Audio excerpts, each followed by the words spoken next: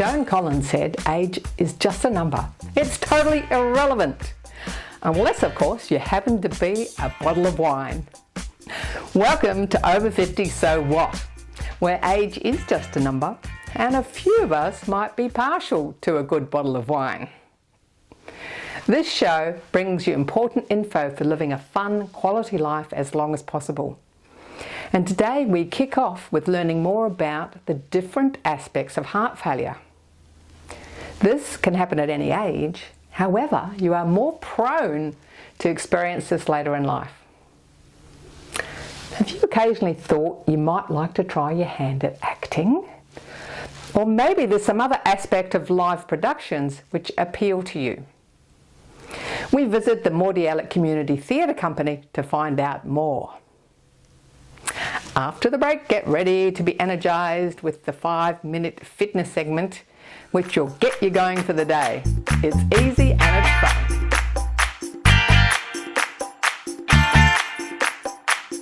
Every day, 8 Australians lose their lives to heart failure. It's the #1 cause of hospitalisation in people over 65. How well do you understand the symptoms, the diagnosis, the treatment? Well, to find out more, we're speaking with the team at Hearts for Hearts. They've launched the Understanding Heart Failure Guide. So let's talk about symptoms. What sort of symptoms should we watch out for?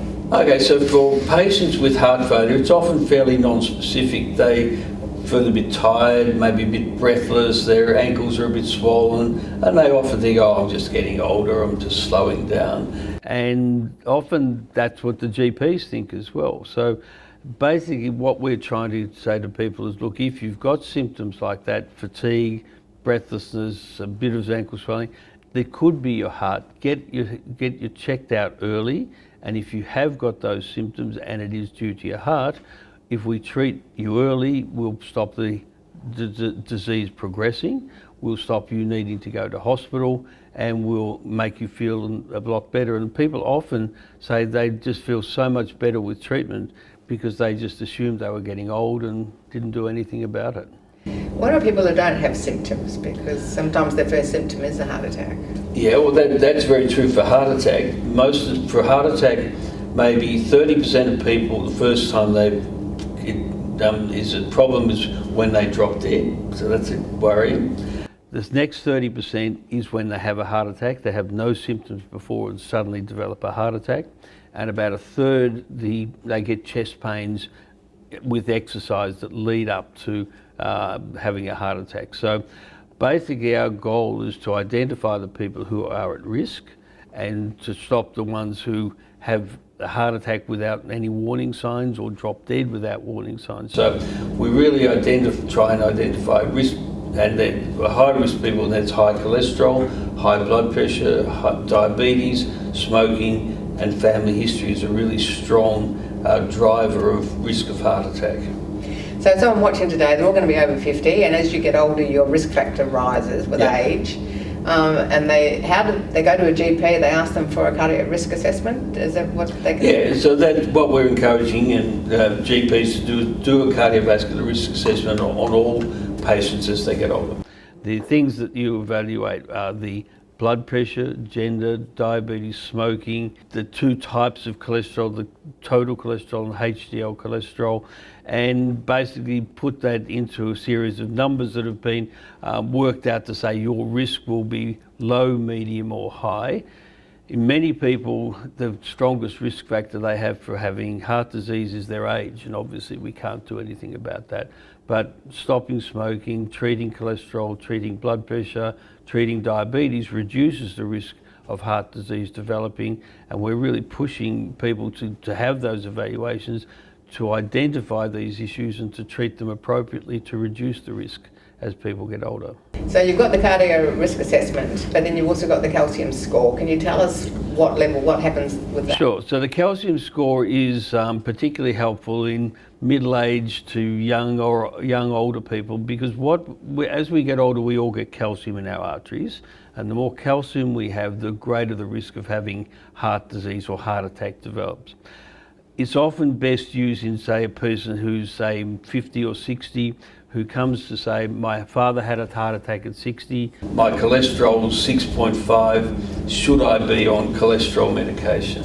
So at that stage we say we'll do a calcium score, and if it shows you've got a lot of calcium, that's high risk, you need to be cholesterol medication, etc.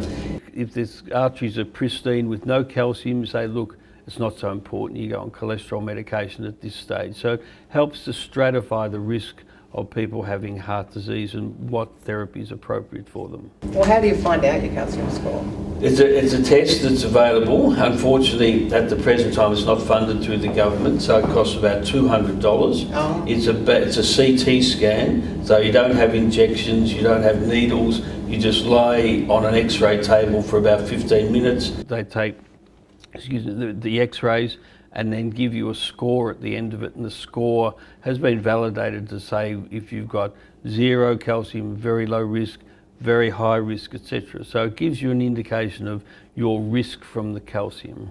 And what other tests might be done to ascertain whether you have heart failure of some kind? Okay, so probably the best test for heart failure is what's called an echocardiogram. Mm-hmm. And the way I describe that is, have pregnant women have ultrasounds of the baby. Yep. It's the same principle, but we look at your heart instead of the baby. It's basically you just get a picture of the heart, how it functions, how big it is, how the valves are working, and what are the pressures within the heart and then with the lungs.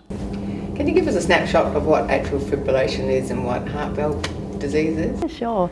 So atrial fibrillation is an irregular heartbeat, and that's when the top chambers of your heart beat fast and erratically.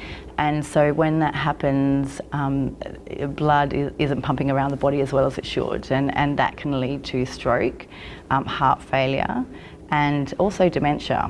And so 1 in 4 strokes are actually attributed to atrial fibrillation, and in many cases it's not until patients are in hospital after having a stroke that it's detected. So Wow. Once again, it's really important that we're speaking to our GP and then we're getting our heart checked. Heart valve disease means that one or more of the heart valves isn't working properly, and it can progress quite quickly. So once again, it's really important that we're having the clinicians or the GPs listen to our heart so that they can detect heart valve disease early. There's some other things too to do with the electrical impulses in the heart. Is it like tachycardia or something like that? Tachycardia just means fast heartbeat. So atrial fibrillation can cause tachycardia. It means too fast. It can cause bradycardia, which means it's too slow.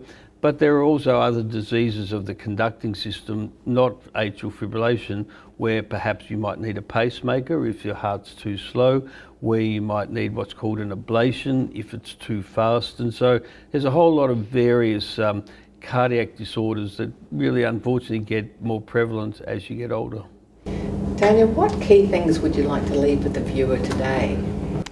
I think what I'd like to leave with the viewers is that hopefully by sharing my own personal story, and so looking at me and seeing that obviously I have heart disease, and hearing about my dad's story, dying at 59, and obviously his life could have been saved had he had his heart check. And so I really want to send the message that just by going to get a simple heart check can save your life, but also once you're diagnosed, or if you're diagnosed I should say, that there is support to help you through the journey.